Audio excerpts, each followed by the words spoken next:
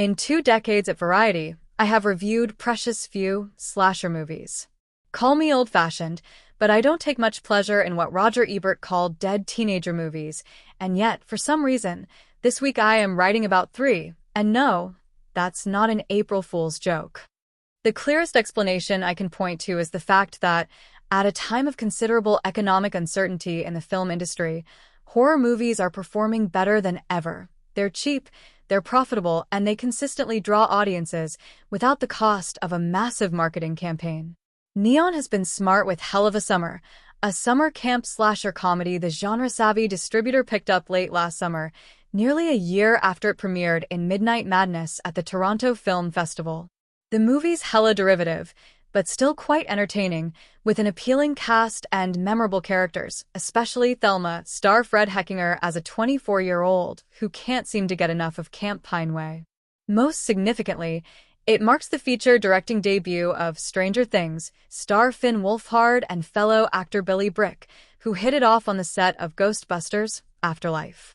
The folks at Neon know this movie is the umpteenth variation on an old formula. 13 counselors show up at Pineway, not realizing someone wants them all dead, but the movie is the real deal, in that it plays well to audiences, and the filmmakers have a following. So Neon took the duo on the road for 2 weeks of early in-person screenings to build word of mouth among their fans. I had a free night recently, and snapped up a ticket for what proved to be a sold-out show, and right from the opening scene, I felt something different. From the skinny-dipping shark attack in Jaws to witnessing a murder through a 6-year-old's eyes in Halloween, so much depends on the first fatalities in films like these. Such scenes tell us what kind of filmmakers we're dealing with and set the tone for what's to come.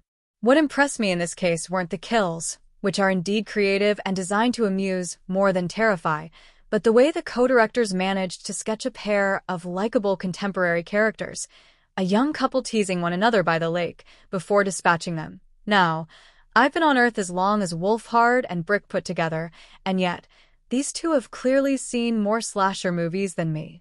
I'd actually put off watching Friday the 13th until last year, when researching Variety's 100 Best Horror Movies of All Time list forced me to check it out, even if the film didn't make the cut.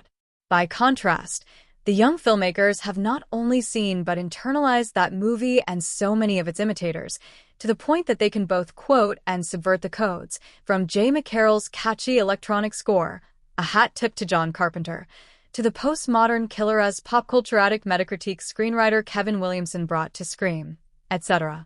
An early shot, spying from the killer's POV behind some bushes, is an overt homage to Friday the 13th. And it can be no coincidence that Heckinger plays a guy named Jason, whose mother questions whether he should move on with his life, as opposed to returning once again to Pineway, where he spent so many summers, first as a camper and later as a counselor. That's how desperate Jason is to cling to his happy place, although the next 24 hours could prove traumatic enough to finally snap him out of his perpetual adolescence. Heckinger is the perfect choice for the role, bringing just the right of optimism and obliviousness to an endearingly pathetic dork who finds the opportunity to be heroic. When the couple whom we see killed in the opening scene failed to show at camp, Jason steps up and takes charge of the 10 other counselors, none of whom take their jobs even half as seriously as he does. They're too busy flirting and fussing over who's in which cabin and what to do about their dietary restrictions, all of which is just the right amount of aggravating, leaving audiences half rooting for the killer to deal with the peskier counselors. Among these potential victims, Wolfhard plays Chris, a sensitive gender studies major who's more evolved than the Cro-Magnons who typically populate such films. Aspiring influencer Demi, party Sarami, doesn't want to surrender her cell phone. Flamboyant theater geek Ezra, Matthew Finlan, makes his shrieks sound especially dramatic. Shannon, Kristen Azir, and Claire, Abby Quinn, seem tough enough to fend for themselves. Meanwhile, desperately horny Bobby, Brick, is determined to hook up, taking it personally that he hasn't been murdered when he figures out the kill list is ordered from hottest to most homely. The attacks themselves are staged mostly for our benefit, causing a few plot holes in the process. If we don't see a murder, there's a good chance it didn't happen, but then what reason do the characters have to assume it did? That also explains why the culprit sports a red devil costume, to prevent audiences from identifying them too early. Wolfhard and Brick keep us guessing and laughing, and though everything from axes to pocket knives serve as weapons, the most memorable cuts come from editors Christine Armstrong and David Marks, who mask the low budget while creatively transitioning between scenes.